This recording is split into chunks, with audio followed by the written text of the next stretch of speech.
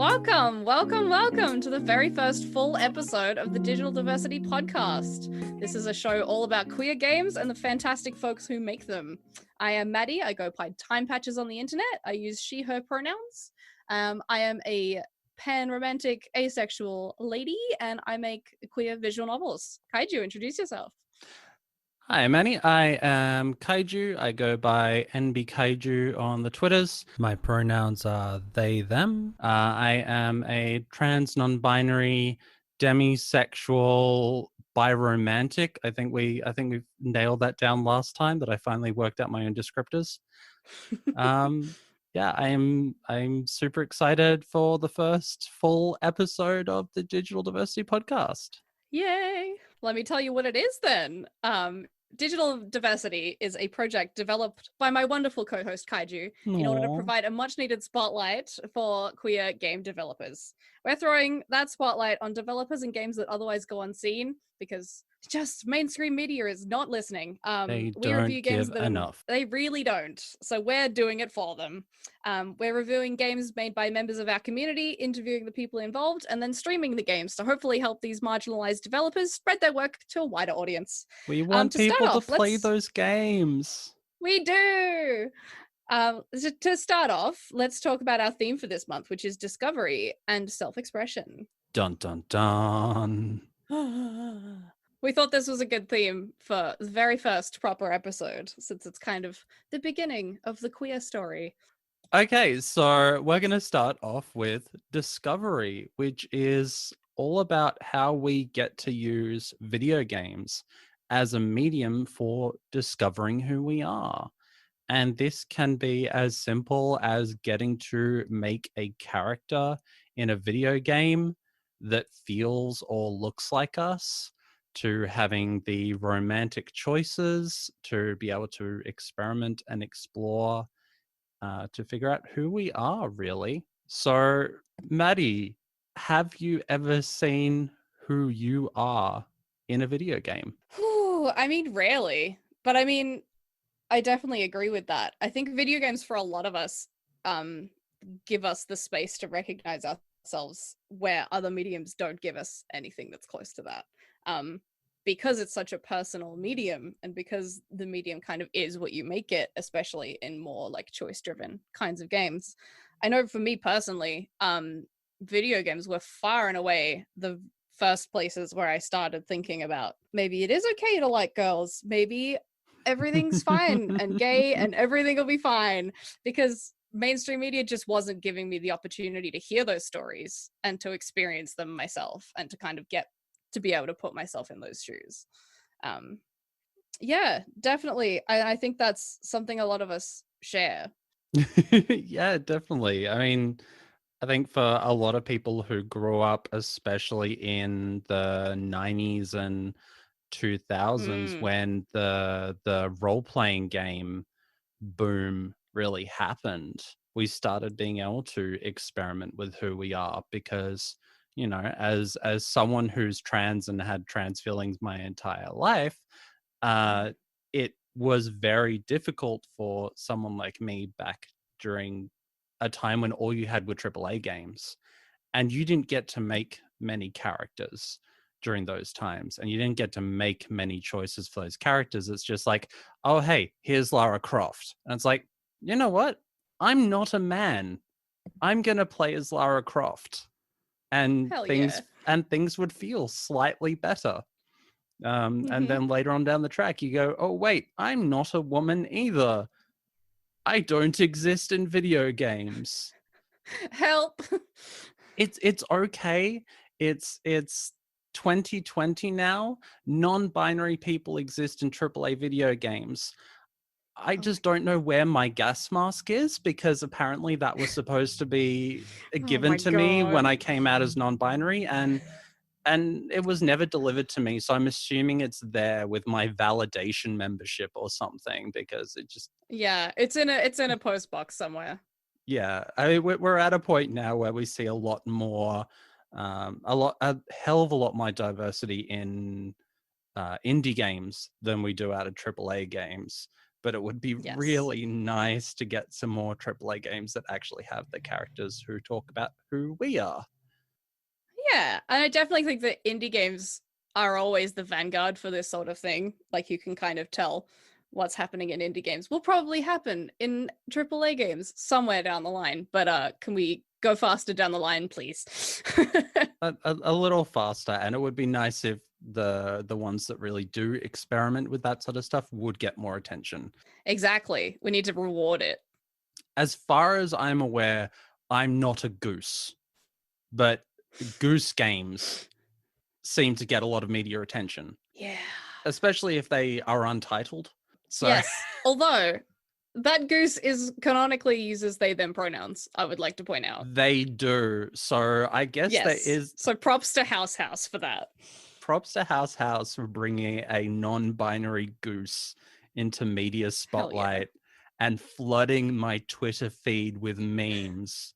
I haven't Yes. actually played the game because it's one of those ones that you get memed out so hard when it comes Yeah. out that you just go, I'm going to give this some distance and play it later. And who It is a knows? very good time. Yeah, who knows? I may play that and realize that I am actually a goose and that is my persona or something, because like that happens to a lot of us. We play this and we play as an animal or something and go, you know what? My persona is actually a goose. So I guess I'm a bird sona. Like, who knows? And that's the important thing about diversity and about being able to play these games. Get that Wow, tangent bringing it right back. back into the tangent.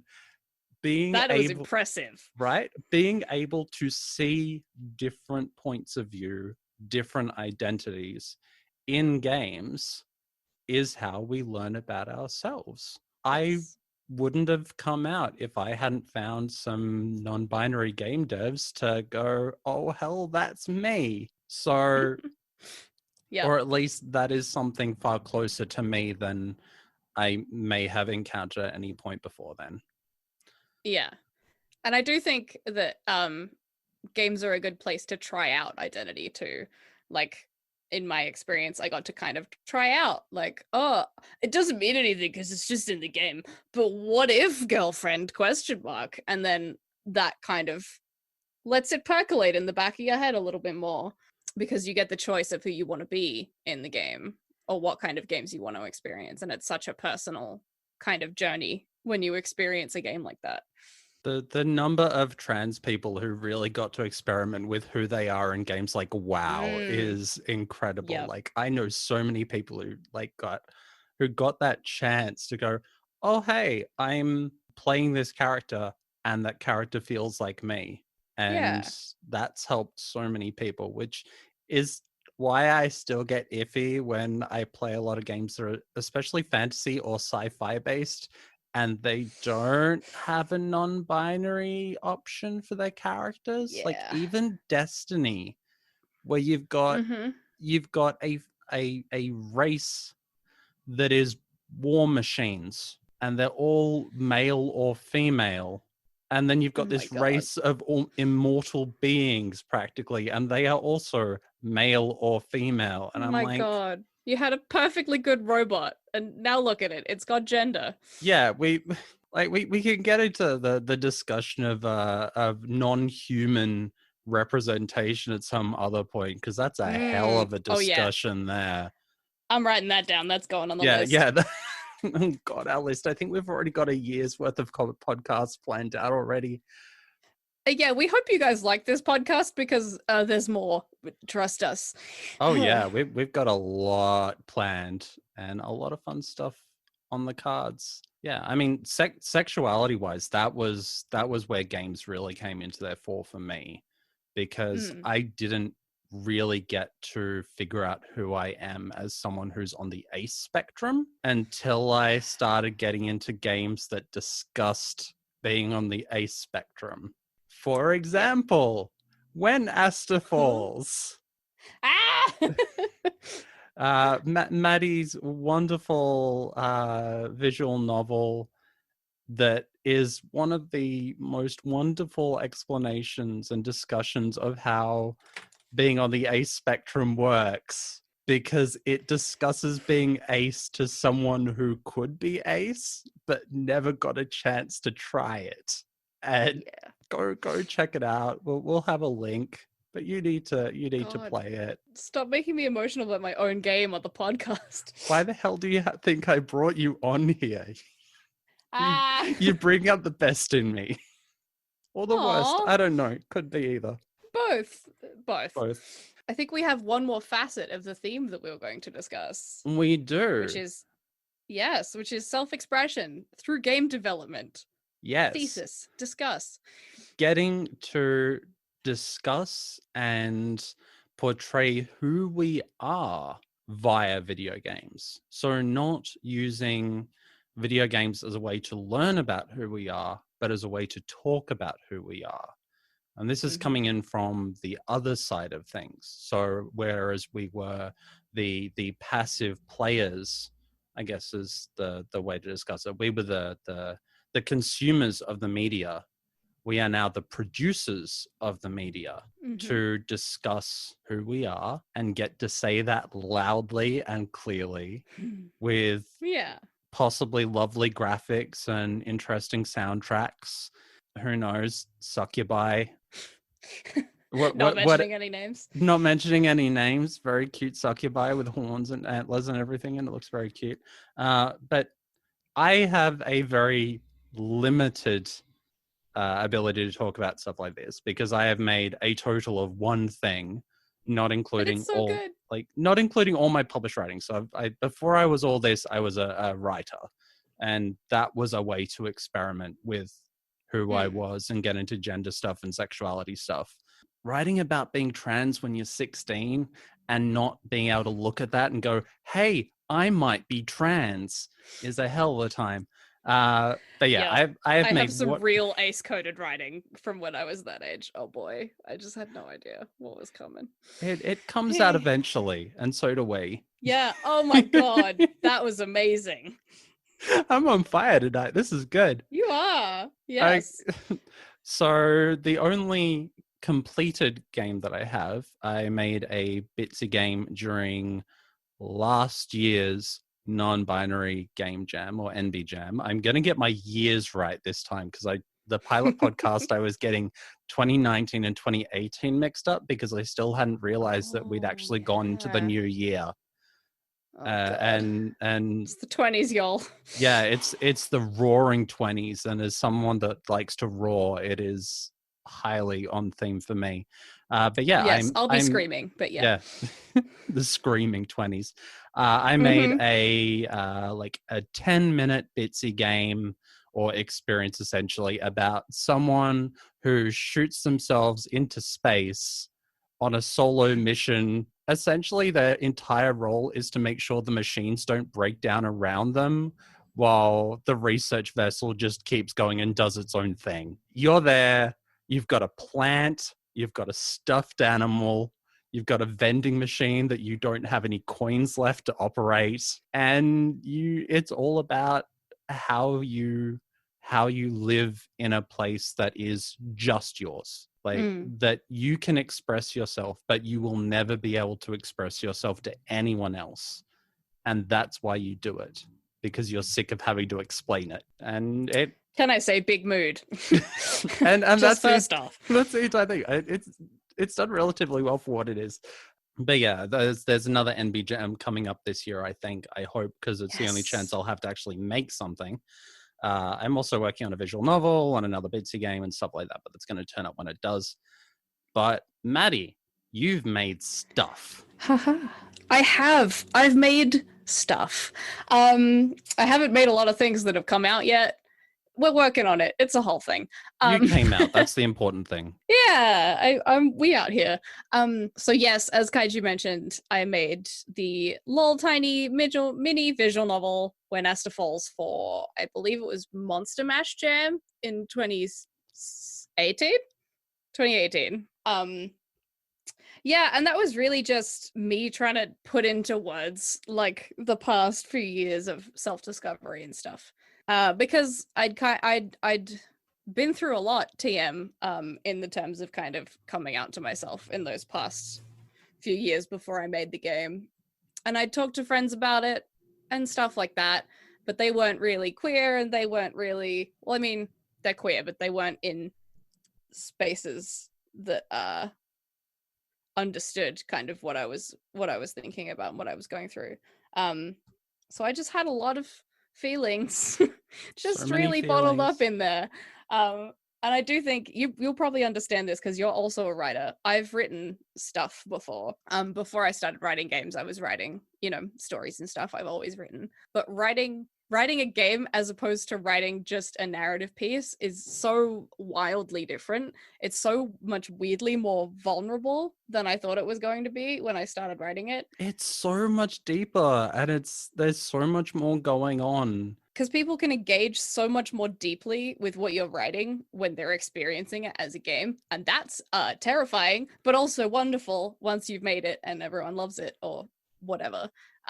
But yeah, it's definitely a different experience. Like, even if it's an entirely kinetic visual novel where there's no Yep. choices whatsoever, the difference between that and just words on a page is huge. But Yep, it's not definitely. quite the same as a movie or a TV show at the same time. It has that self-paced feeling that books have, while at the same Hmm. time being the same kind of engagement as a movie. So it's, I think it just really puts the player in control, which is even if there's you nothing to control. exactly the player is in charge of Yeah, even how if they you don't experience have the to narrative. move a character from one side of the screen to another, you're literally just Exactly. clicking the page to proceed to the Yep. next piece of text. And that's huge. Yeah.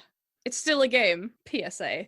Game TM. Yes. Is visual novels game? Question mark. Oh, my God. Yeet myself out of this podcast. That would be a heck of a way to end it. And here at the end of the podcast, Maddie yeets herself through the screen.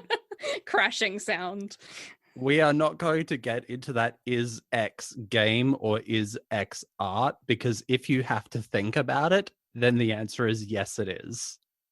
Yes. That Agreed. I that like is, that. it's one of my favorite. I heard that years and years ago. I can't remember who it was, but it was someone discussing explicit adult material predominantly, and they were Mm. just going, is this pornography or is this art? Mm. And she just came back, if you have to ask the question, the answer is yes.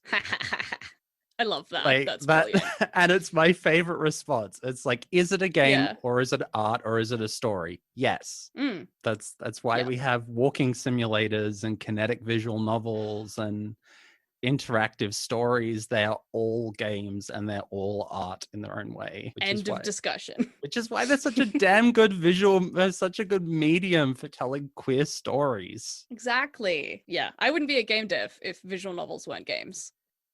Because I can't code, so I still sometimes don't like calling myself a game developer, quote unquote, because I don't understand the math. My brain is not equipped to handle coding.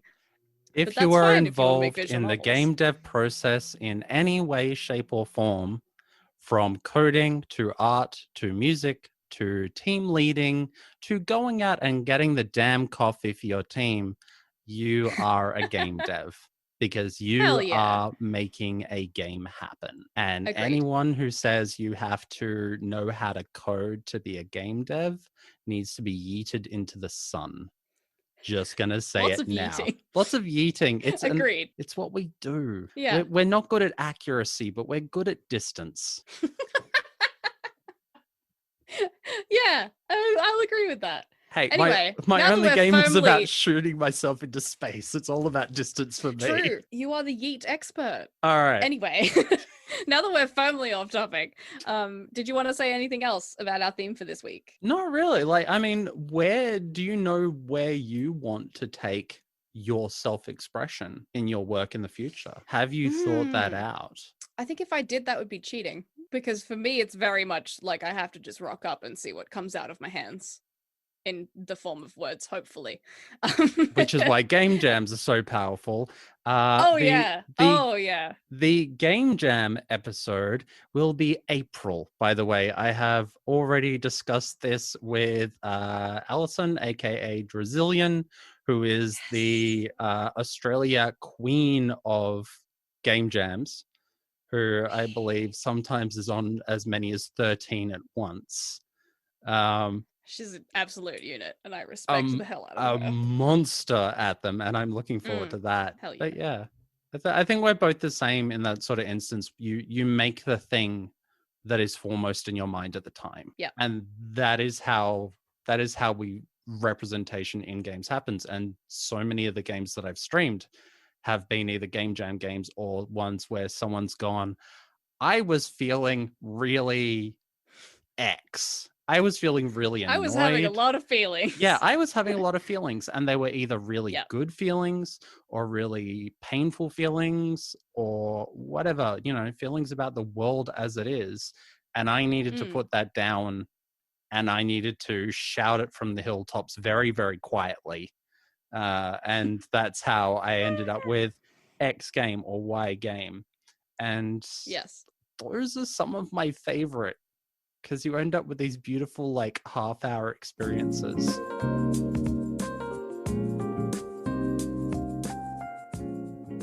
It's time now for the interview section of the podcast. Each episode, we spotlight a member of the LGBTQIA plus game development community. Who are we talking to this week, Kaiju?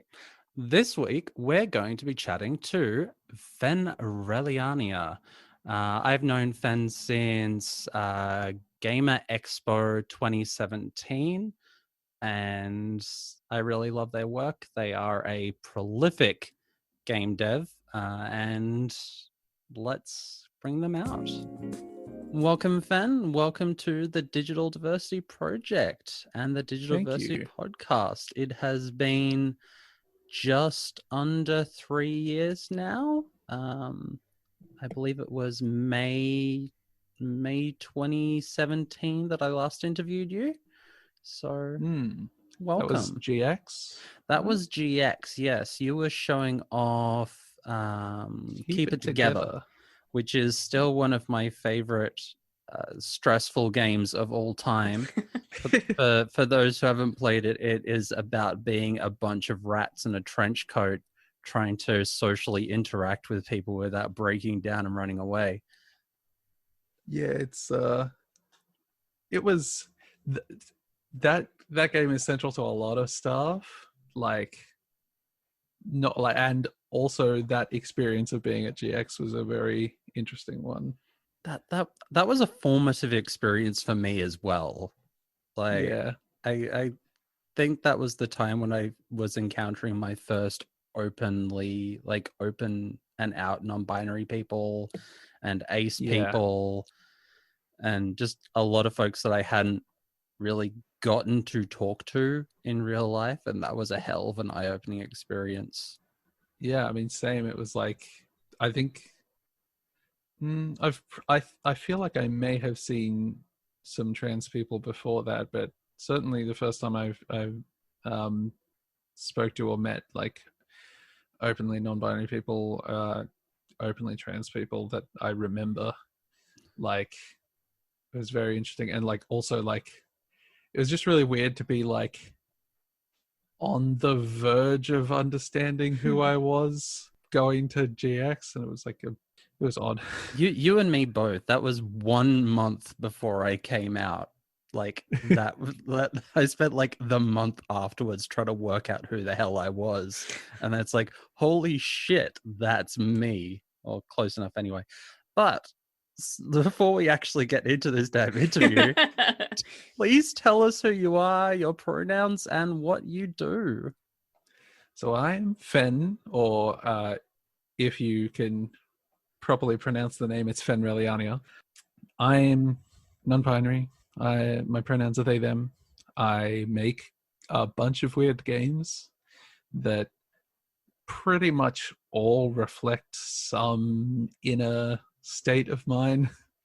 I work full-time most of the time, so it's kind of a pain to make games, which is So could you tell us a little bit about how you got started in the first place in game development? Yeah, so there's like kind of, I think there's like two starting points kind of, because there was like initially back in year 7, like I was like, what, 14 or something, 13 maybe, and Game Maker was installed on the library computers. So yeah, I basically on the library computers, Game Maker was installed. I don't know if that was a teacher decision or if some of the students just discovered it and put it on there, but we all were really enamored because like the idea of making game, like, you know, we all played games a whole bunch, and like the idea of making games was just this weirdly universal, like, understood cool thing. Like, oh wow, we could make games, yeah. And so it was kind of like a thing we all did throughout high school. I still remember the first game we collaboratively made accidentally because we were still trying to figure out the engine, and we finally discovered how to make animations by importing a Droideka GIF and seeing how frames worked. You gotta That's learn So we had somehow. so we had a Droideka flying through space, shooting down TIE fighter GIFs. Our games were not very good. The first game I personally made was, I used all my own content, and you were a drill driving through a tunnel and trying to avoid rocks because I guess rocks damaged the drill, and trying to run over the miners who were running away. Yeah, so it was very interesting because that was when I like learned some programming tricks. Like, you weren't moving. There was just a scrolling background, and like the enemies sort of like ran left and right while constantly moving down and stuff like that. And like I synced the rocks up so that they would move down at the same speed as the background, so it looked like they were being placed, but they would just like, they would come down and then it would randomly spawn them up somewhere. And well, I wrote some like choose your own adventure style things, except they weren't choose your own adventure. They were just insert your name into the story. I mean, So that's still a kinetic novel. Yeah. That's still an interactive story. We were talking earlier about, is this game or is this art? But in the end, it's both. Yeah. Even if you're not interacting too much. And like interactive stories and visual novels are very much, these are games. Yeah. And like, so I obviously like messed around a bunch back then. I think the last game I remember making was just a fireworks game where like you could just click and make fireworks, and that was sort of like I made a bunch of games like that, or like one where you just click and colored particles come out and it would turn off the background rendering, so it would just like streak across the screen in all these colors. Like even back then I was doing a lot of this like weird experimental stuff that didn't mean anything. Then in like uni is where I started doing more like I basically took a break from making games, where like I went from Game Maker to learning how to code properly, because in Game Maker it's just all visual. I understood the logic but not the actual syntax stuff. And then in uni I took a couple games, like game making units, and ended up being introduced to Unity, and like I got a part-time contract job thing working for the lecturer making their educational game. Wow. It's a good place to start. Yeah. And then that led into the next semester we had like a professional development unit or something, which was basically just a semester long project where you work with a client, like a real client. And it was like they were one of the clients, and they were like, yeah, can we get this person and these other people? And so I just like went straight into that, and that was fun. But like I remember making my first game, like back then my idea for making games was kind of very much in the like mash two genres together but make it actually work sort of mindset. A lot of my ideas were like, what if you combined a kart racer and an RPG? and like that's a game I'd still like to make because it's got some interesting story stuff and stuff I want to play around with. But like basically the first game I made in my new mode as it were, was a platformer where you start at level 100 at the end of the game, and then you go backwards. Ooh. And anytime you kill an enemy, you lose experience and have to take points out of your skill tree. But yeah, we need more of those flip games where you start with a well-known trope and you go backwards. Love a good subversion. Yeah, although yeah, it's important with those kind of things that like the thing I'm really happy with that game, like I couldn't execute on it. Like it was I made 2 prototypes and they were both kind of pretty bad. But like the design of it was pretty good because it's like I thought about like, well, what's the actual like challenge here? Well, like what's the purpose of it? And it's like, oh, what if like some things you usually have in a skill tree are things like, oh, whenever you take damage, enemies take damage back. What if you want to what if there are some perks in the skill tree you want to get rid of because they'll like accidentally kill enemies? Like you get like damage buffs, and it's like, well, I want to turn that down and I want to keep my knockback stuff so that I can bat enemies away from me without just killing them in one shot. I feel like I've come a long way from that. Like I've definitely gone from what if I mashed up these 2 ideas, or like what if I put a twist on this idea, to more like I try and approach games from pretty much the opposite end now. Like it's not about like what could the game be and how could I make it interesting. It's like, what do I want to convey with this game? Like what is its purpose, and then how can I don't know, I like try and break down the design of games as much as possible into like little compartmentalized bits, because like it makes it so much easier to like achieve what you're trying to do if you don't try and stick rigidly to like some pre-assembled sort of figure. Yeah, you're not going off a formula. And that neatly moves into my next question. All of your games are different from each other. You are definitely not afraid to make something different, and you're definitely not afraid to play with different ideas. But why or keep making different games instead of continuing along with something and continuing to say improve on your focus on that kind of game? So you haven't made game sequel offshoot to that we often see. You know your slap games are very different from he was is very different from Keep It Together. Keep It Together is very different from I Must Reach the Top, and these are you've never continued on with one particular style. And is that something that's important to you, that you keep experimenting? Yeah, so it's like it's kind of inevitable because of like a bunch of different reasons. Because like for one, it's like interest. Like anytime I'm working on a game, there's always 2 other games that I've thought of that I really want to make. So that's just naturally going to pull me between things. Part of it is also like I don't want to call it burnout, but it's like I guess fatigue.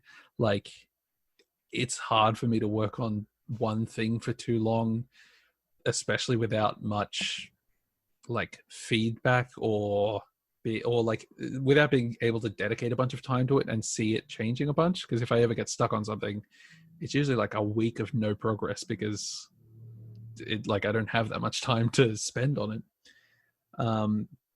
Some of it is also just like a lot of the time, like with a lot of my games, I kind of try and make them exactly what I want them to be in the first place. And like they're not the kind of games that I can see adding anything to or subtracting anything from that would significantly change them. Which makes, sequels and stuff. It makes sequels kind of redundant because like also like those games tend to be infinite in some way. Like I Must Reach the Top, it's like I don't think I'd change anything about that game except maybe to fix the text a little bit. Like and Keep It Together doesn't end until you run out of fingers. Yeah, there's definitely now Keep It Together is like one of the exceptions where like I was like I wanted to like keep it together. The one thing that happens a few times is when I finish a game, there's like stuff I wish I could have, I wanted to do and wanted to add, but it's just like it just didn't get added in. Like Keep It Together is a lot smaller than I wanted it to be. I wanted it to have like ongoing events that like recurring events that you would come back to and they would progress, but you couldn't figure that out properly. And I wanted to have a whole bunch more scenarios, but I kept running out of time and stuff like that.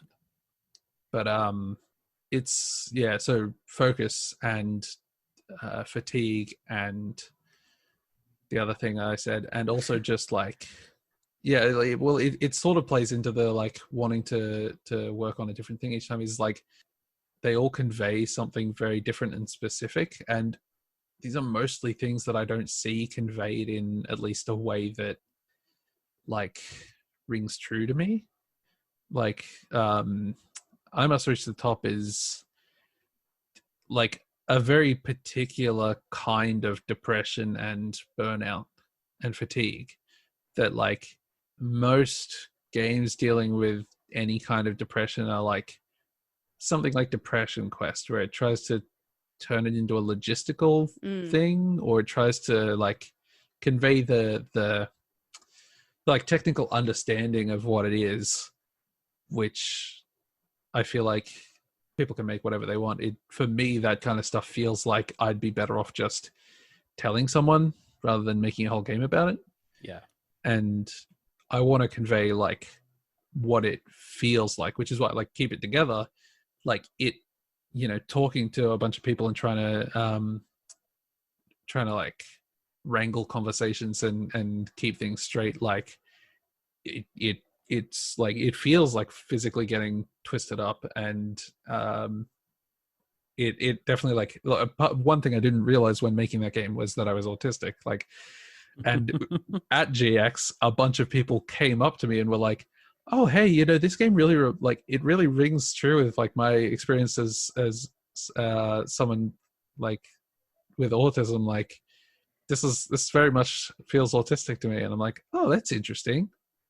It like still took me a while to be like, oh, it took a few more sort of signs and learn a bit more learning to piece it together. But I was like, lots of self-discovery.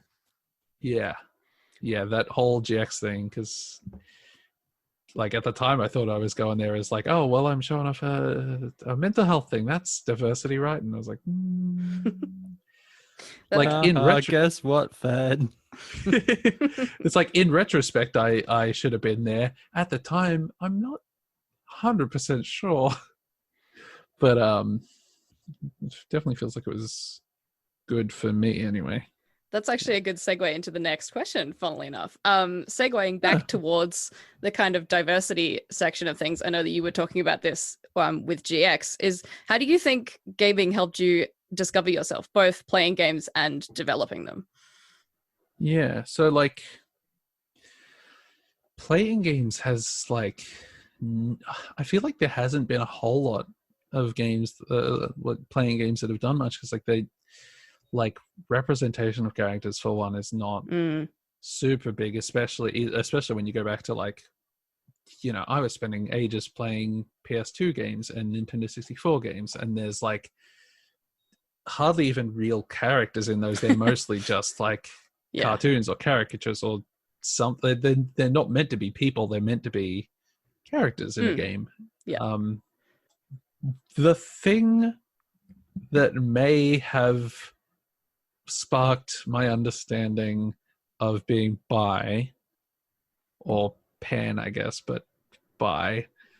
I was playing Ratchet and Clank. And yeah, I've played Ratchet and Clank since basically the beginning. Like I played 1, 2, and 3 100%. Like I 100%ed all of those games, finished them like 8 times each or something. I had so much time as a kid. Where did it all go? Into Ratchet and Clank. But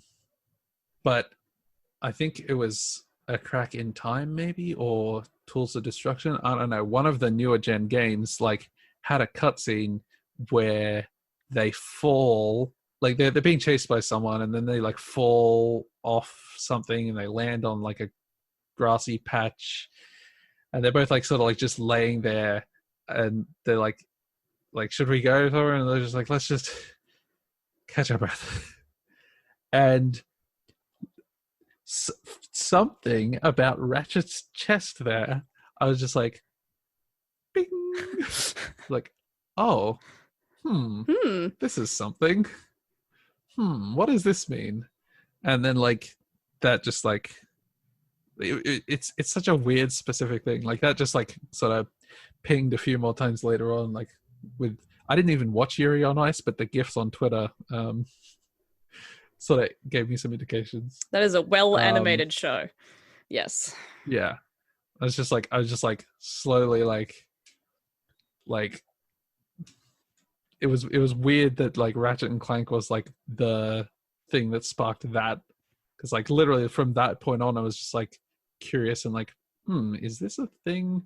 Like I remember spending a couple nights after that being like, am I gay or am I just into Ratchet? I don't even know. I don't know. Am I a furry or? Well, yes, it turns out yes as well, but that's like one of the few things, and it's clearly not like it was clear. I don't think it was intentional that you would like look at Ratchet's chest in that cutscene and be like, That could be mine. Yeah. So yeah, it's like in terms of like experience of things, like part of it is also like I don't play a lot of the BioWare games, which are sort of the only ones where there's like any kind of romance, even if it's arguable how well it's done. But just like it's just not a whole lot. And it wasn't until for the most part, it wasn't until after I recognized myself as being agender and bi that like I've like found it like comfort and interest in characters like that. Just partly because I was just like, a bit dense, and partly because there's just not a whole lot of it being explicit. Like there's probably a bunch of implicit stuff, and that's why like implicit and accidental, which is why a whole bunch of fan fiction exists, right? Like people get these vibes of like, oh, this person's totally bi.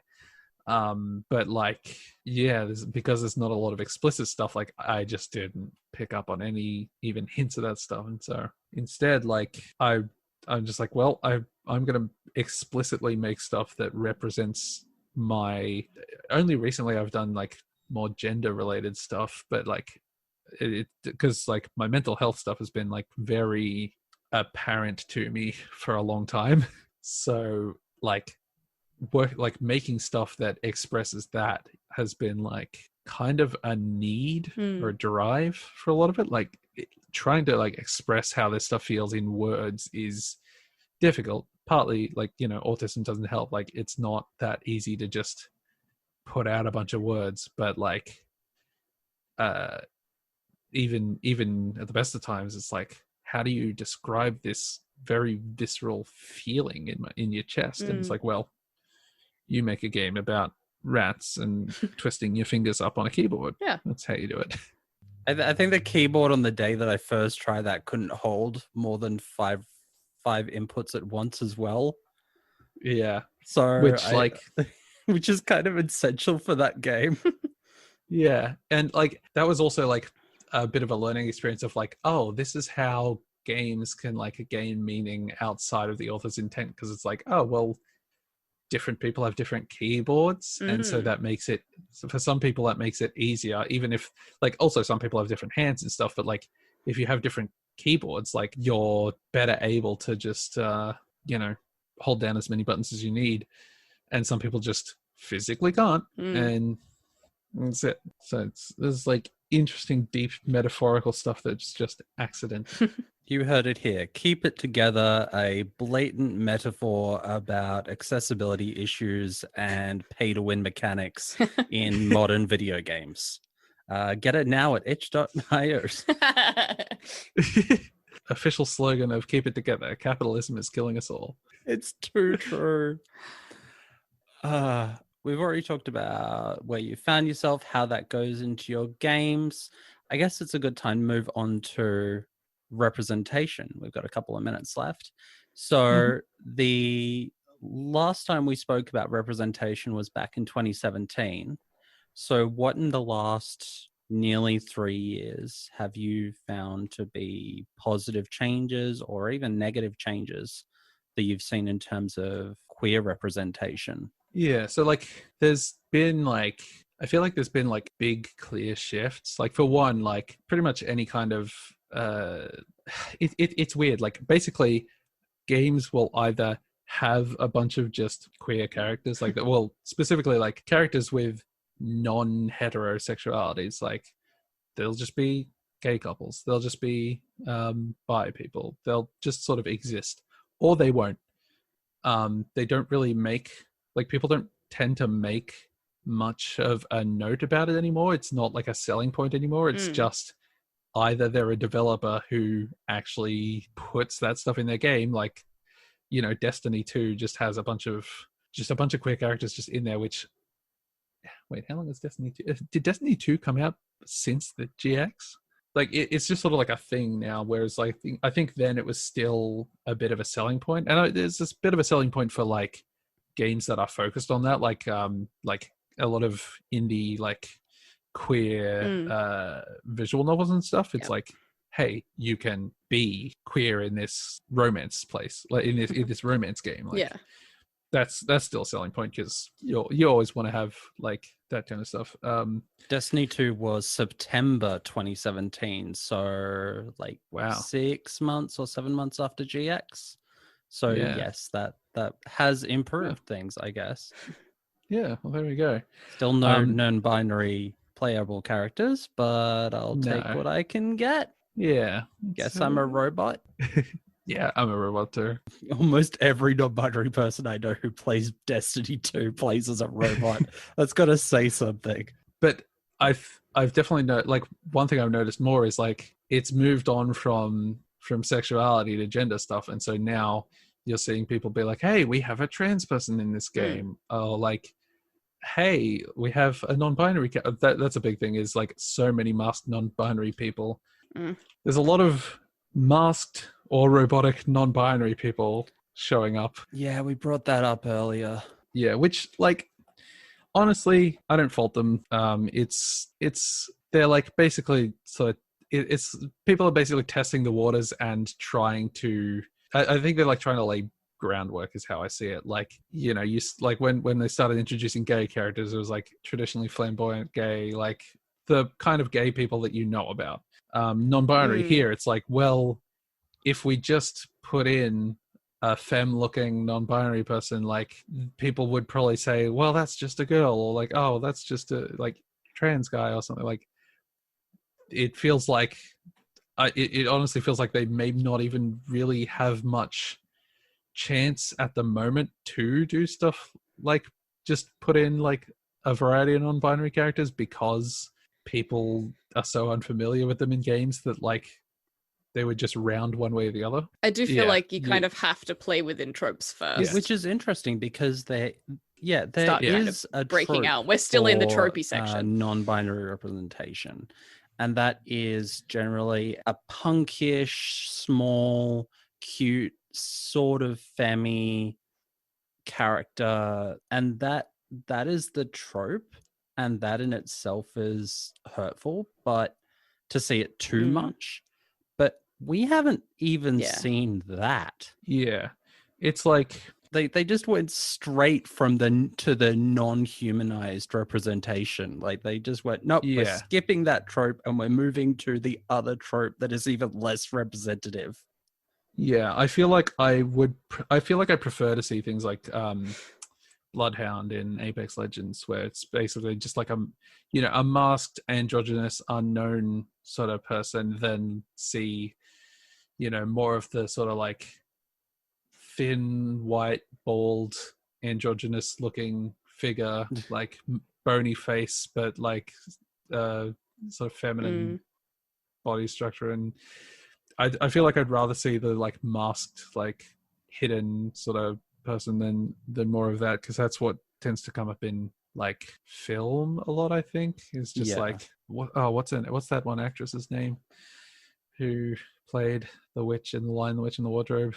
The Oh, one, yeah. she was in Doctor Strange. Tilda Swinton. Tilda Swinton. Tilda Swinton, that's the one. Yeah, like Yes, like Tilda Swinton. Tilda Swinton is kind of like what film thinks, like, well, what I associate film with thinking of as Yeah. non-binary is like, oh yeah, bald and thin and white. You end up with either Tilda Swinton or David Bowie. Yes. And they Yes. are what people immediately think, oh yeah, androgynous and thin and white, kind of cute, Weirdly sexualized for no reason. Weirdly sexualized, and that's kind of the default. In the end, I think it would help me, even if we ended up with more Flack and Bloodhound characters, if we could get them voiced by non-binary voice actors. Yeah. That would That's make it less, because I think one of them is a cis man and one of them's a cis woman doing those ones. And I'm not saying they aren't doing their voices well. I'm just saying that you've half-assed your representation there if you've gone for not even any kind of full visualization. You've gone for titles and you've gone for stuff like that, but everything else is kind of missing. Yeah, we need more Double Troubles. Yeah. Oh fuck, Double Trouble. It's such a good character, especially since they've allowed that one to be so alignment varied, so they are very much a true neutral kind of character. It's just like, I'll do whatever works, whatever feels right. And we need more of that. We need more characters in games, especially, that just go, you know what? I'm just going to do what feels right. Okay, so as much as we could talk about representation in games and all that fun stuff for hours and hours, we should probably start wrapping this little thing up. So we've got a few more minutes. Fen, could you tell us anything about what you're working on now? So at the moment, I'm actually like trying to finish up a game I made. It's called Feather Rescue, and I basically made it. Well, I started making it at the end of last year to help out a fellow non-binary friend who like just moved countries and was suddenly hit with a bunch of debt and tech breaking. So I was like, well, I don't have much money, so I'm going to make this game to run a sale and try and raise a bit of money for them. And the sale went well. The game's still got all the money's still going to go to them, but I got to actually finish that up because it's sort of like put it out in an early access sort of thing. And it's coming along well. It's just digging down and making games is hard, especially in your spare time. Yes, very much. After that, which I'm hoping to finish, I was hoping to finish at the end of this month. I've had a bit of executive dysfunction, so it's probably closer to the end of next month. I am going to be starting on a big project, which is less of it's not so much like my current games, because it's much more of a traditional kind of game, but it's a 3D platformer where you play a slime character. And the hope, like, this is a game that I'm hoping to get funded if I can put together a decent prototype for, basically.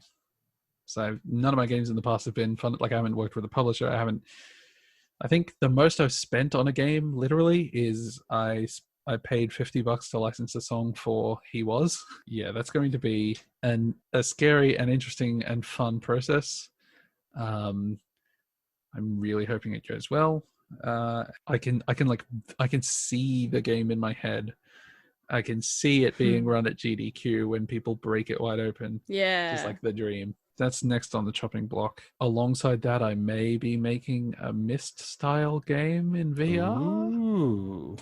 The world needs more of those. Basically, I saw Myst 4, I think, which has those panoramic views. And I was like, oh, I could make that in VR because you can make stereoscopic panoramic stuff. I might give that a go. That sounds awesome. Yeah. Sounds like a lot of fun. Thank you for joining us today. This has been wonderful. Thank you for being the first interviewee for the Digital Diversity Podcast. It Thank you. means I'm a lot honored to me, and I look forward to seeing what games of yours come out in the future.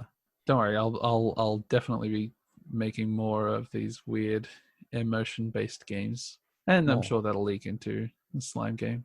emotional slime games. Hell Please, yeah! Hell please yeah. create emotional slime games. Oh, I could talk to you a whole bunch about the lore behind this game. Not on air though. We'll save that for later. Awesome. Well, thank you very much. Thank you.